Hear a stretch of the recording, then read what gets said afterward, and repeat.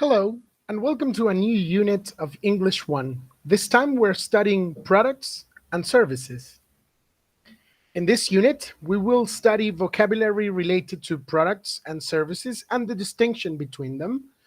In the grammar section, you will be studying the past simple tense and how to use it correctly. And in the functions sections of this unit, we will be studying how to present a research report adequately. Let's go. For the vocabulary section, we are going to be studying the distinction that exists between the concepts of products and services and how these two concepts are related to each other and are very important in the business world and the corporate environment. We will study, first of all, the distinction between the two terms and how they can be applied to describe different elements. Then we are going to study why is it important to know and have very good information, very clear information about the products and services that your company sells and how this affects positively or negatively your customer relationships. And then we're going to study a little list of vocabulary related to these two elements, products and services. Well, first of all, the first thing we should be paying attention to is to understand very well the difference between selling a product and providing a service, because these two elements are in the business vocabulary all the time on a daily basis, basically. But they are not, even though they are related and connected to each other, and many times companies offer both, they are not exactly the same. There are several characteristics that differentiate them and make them different. And understanding that this difference is important because that's going to affect, for example, the way we design marketing campaigns, the places where we advertise these products or services, the platforms that we use to offer what we are trying to sell to the customers, and also the way we prepare ourselves and learn the different details and information about one or the other when it comes to advising customers on how and why to purchase one of our products or services. So understanding these different approaches or different concepts is quite important. As you can see in the board, we have a little list that mentions some characteristics of products and services, and that way we can contrast them. We can start by saying that products are tangible, which means that they can be perceived with our senses, yes? With our sight, with our touch, with our smell or taste, or we can hear them, we can listen to them, which means that they are physical elements most of the time, yes? Products can be anything from clothes to food to a car to mobile phones. Anything that can be touched and felt with our senses is considered a product, and that's what makes them tangible. On the other hand, or opposite to that, we find that services are considered to be intangible, which means that there's no way to actually touch a service. When you think about a service, you're thinking about, for example, the way you were treated at a restaurant. You can try the food at the restaurant, and that would be your product, but the service that you receive, good or bad, is intangible. You cannot really feel it with your senses. You can, of course, you can perceive it, and you can have a better or worse idea about the service that you received, but you cannot really touch it or do anything with your senses about it. So that's what makes them intangible. Secondly, products are storable, which means that they can be put away in a specific space where you can store them. You can accumulate a certain number of units of a product. Services are perishable, which means that once they have been offered and given and provided, they're finished. You cannot really receive the same service, even though you go to the same establishments like a restaurant or a hotel. You will never receive the exact same service twice because conditions are different, people who offer the service are different, etc. So it's very unique, and once it's done, it's done. That's what makes them perishable. When we talk about products, we talk about quality control that is done with the analysis of data. So if you're analyzing the quality of a pair of shoes, for example, which is a product, you will measure how long they last. If the shoes last for more than a year, then they can be said to have high quality. If they last 10 weeks, then they are not high quality. And that's how you measure that. That's how you identify the level of quality of a product. You analyze data, you analyze statistics and results. Opposite to that, you analyze or define the quality of a service based on your opinion about the experience, the customer's opinion about the experience, which means that there's no real, yeah, because they are not tangible. There's no real tangible way or statistic way to measure a service. So it's all based on reviews and based on opinions and experiences from the people who have who have gone through those services and how they think good or badly about what the service they received, and that's how you define the quality of a service. In products, you measure output, you measure the number of units, the number of models that can be produced, manufactured, sold, stored, etc. Output, numbers, numbers of objects. In the case of services, you measure the outcome. It's very related to the previous point. You measure the result, the experience that you had. Yes. Products can be repeatable. They can be produced en masse, which means that they can be produced in high numbers, very, very high numbers all at once. Yes. They can also be produced in smaller numbers, of course, but you can make more than one of the same product. In fact, this is what happens most of the time. In terms of services, what I said before, what we mentioned before, is that it's very difficult to repeat the exact same service, even if you go to the same type of place or establishment, because everything changes from one day to the next, from one moment of the day to the other. So it's never really repeatable, the same service. And products can be patented, which means that if you come up with a new product and you want to receive royalties, to receive profit, money, every time the product is made and sold, you can register the product as being your creation. Services, this is much more difficult because services are very similar. How could you patent the service at a restaurant? Is it the same type of service that is offered at a different restaurant? Is it different? Is it the same? It's really difficult to patent something that is more to do with experiences and not with something tangible.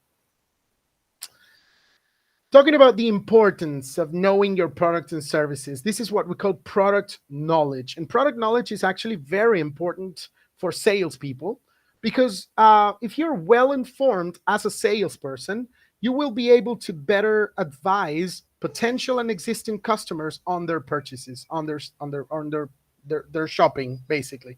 Yes.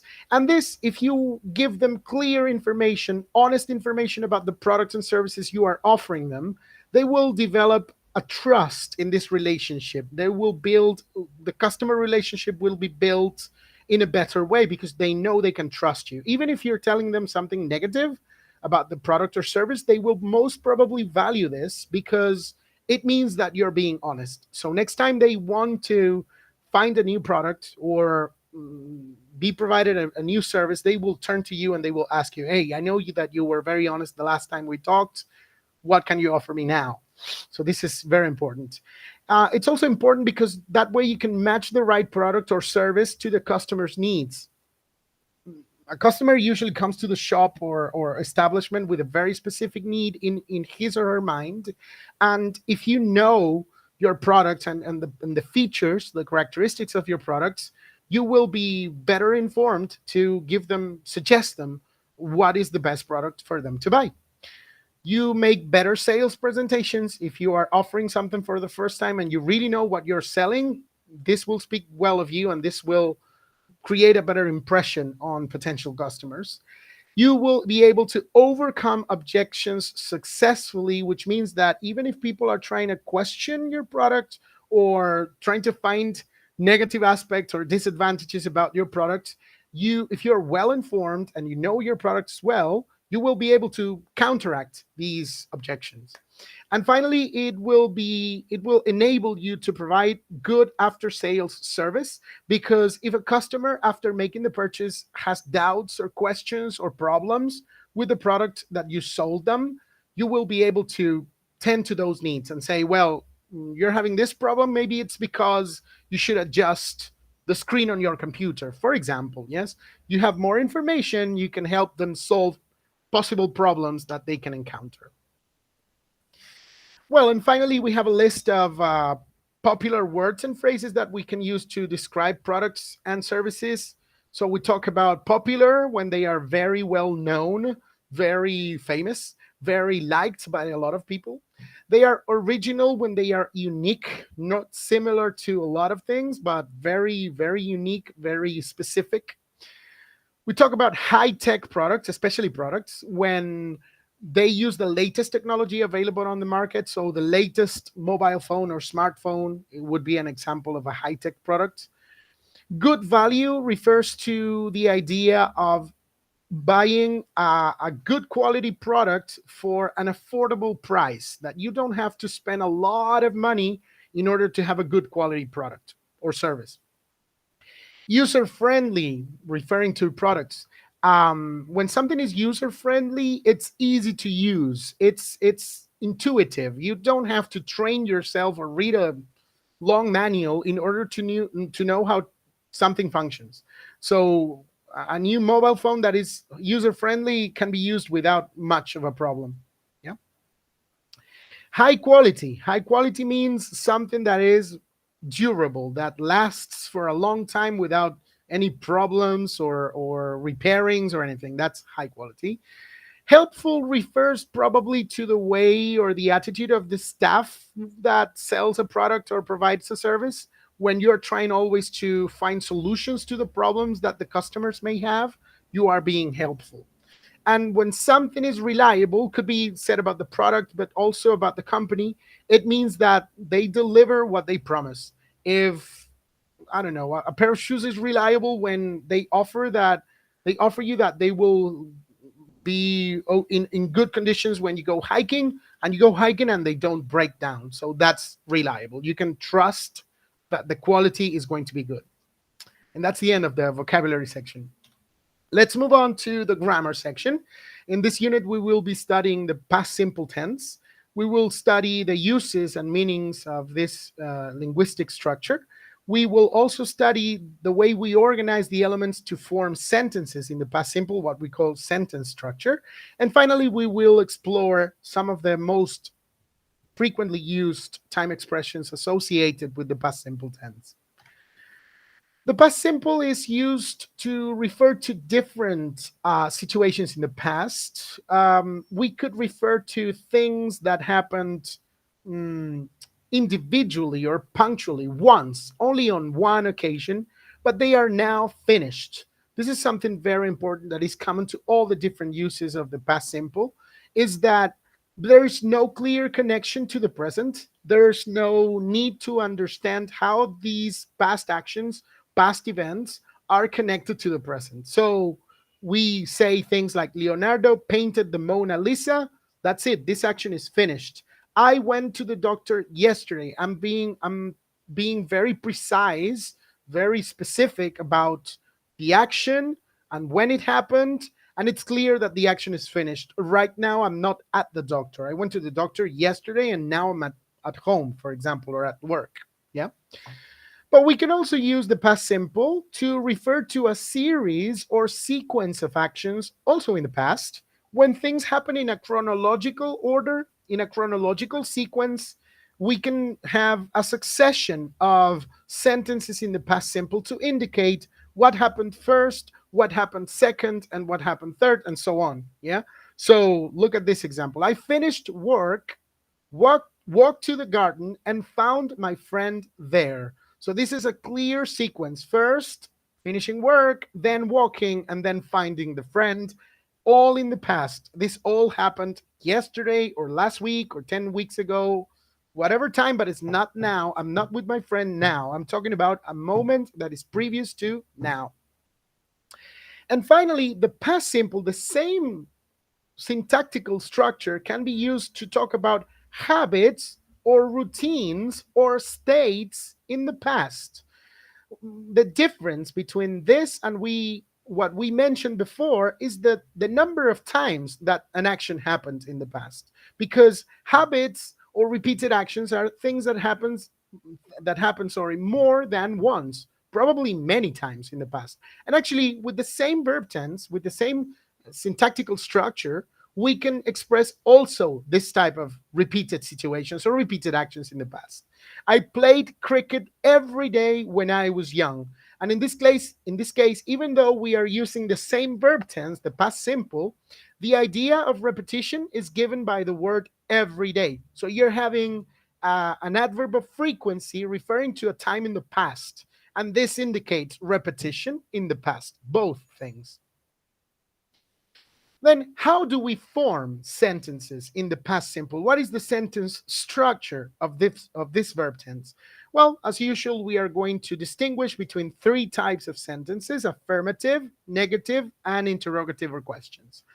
For affirmative sentences, it's very important to remember that the main verb in the sentence has to be conjugated in the past tense. This is what differentiates the past simple in its structure, of course, the past simple from the present simple. Yes? In this case, the verb needs to be in the past form. And when we talk about verbs in the past form, a very interesting story comes up, which is the story and the difference between regular and irregular verbs. Remembering that regular verbs form their past, adding ed to the base form of the verb. I'm thinking about verbs like work. You know that work in the present ends with a K. Well, because it's a regular verb, the past form of work is formed by adding ed. So it becomes worked with an ed at the end. And in the case of irregular verbs, like the verb get up, the one we have here, what we have to do is go to a table, a chart of irregular verbs, a list of irregular verbs, because that's their characteristic. It's very difficult to predict the past form of an irregular verb if you've never seen it before. You have to learn them by heart. It's one of those things that you cannot apply the logic to learn them. You have to learn them memorizing them. It's not the best situation, but it happens with a few things in English grammar, and this is one. So we need a subject as usual, the verb in the past, and then probably our sentence will also include a past time expression like last Monday. We're actually going to study time expressions in the past in a few moments. For negative sentences, we need to include an auxiliary verb, and it's just one auxiliary verb. It's good for all subjects, and it's the verb did. The verb did is the auxiliary verb of the past simple tense. Of course, we are going to attach the negative particle not to the auxiliary verb did to form didn't. And something interesting that you can observe here is that when we do this, when we add the negative to the sentence, the principal verb, the main verb of the sentence, returns to its original form. So we are no longer using a verb in the past form. Why? Because the idea of past time is given by the auxiliary verb did. So we have a subject, we have the auxiliary for the past, and the negative didn't. And then we have a verb in the simple form. So we return the verb to the present, let's say. It's not really the present, it's just the original form. Yes? And something similar happens for questions. Yes? Here you have the interrogative forms. Because we need to add or to invite the auxiliary verb did, we are also going to find the main verb of the sentence, whatever it is, in the simple form. Remember that we can have two types of sentences. We can have open questions in which the answer is a full sentence. What did you do yesterday? Yesterday I went to the park. Full sentence. But we can also have closed questions or yes no questions that start with the auxiliary verb, that start with did in this case. So we have an auxiliary, we have a subject, we have a verb in the present or simple form, and then we have a complement. Did you go to the cinema last week? Yes, I did. No, I didn't. And that's the difference between an open question and a closed question. Finally, here you have some examples of time expressions that are commonly used with the past simple. There are three of them that are more popular, maybe more commonly used. We have last, which indicates the most recent time something happened. So last night, last Sunday, last week, you have to add the word last followed by an expression of time or a period of time. Yes. Then you have the word ago, which indicates how far back into the past the action, situation, or event occurred. So 10 minutes ago, something very recent, but it can also be a year ago, something not so recent, yeah, or millions of years ago if you're talking about dinosaurs, for example. Yes. The idea being that you, in this case, you do the opposite order and you mention the time expression first or the time period first, and then you mention the word ago at the end of the sentence. And finally, of course, we have the word yesterday, which refers, of course, to the day before today. And you can also be more specific and say things like yesterday morning, yesterday evening, yesterday afternoon, yes, or the day before yesterday. So all these are expressions that will help us um, complement or give extra information as to when the actions in the past simple happened. Moving on to the functions, to the linguistic functions section of this unit, we are studying how to present the results of a research report. Yes, a research report is when you have to conduct a certain investigation in order to find out information to answer a question or a series of questions, and then you obtain data, you obtain information that is put into a report, a written report, and then it's very common to have someone present those results to a bigger audience, like at a business meeting or a conference, a congress, etc. That's what a research report is.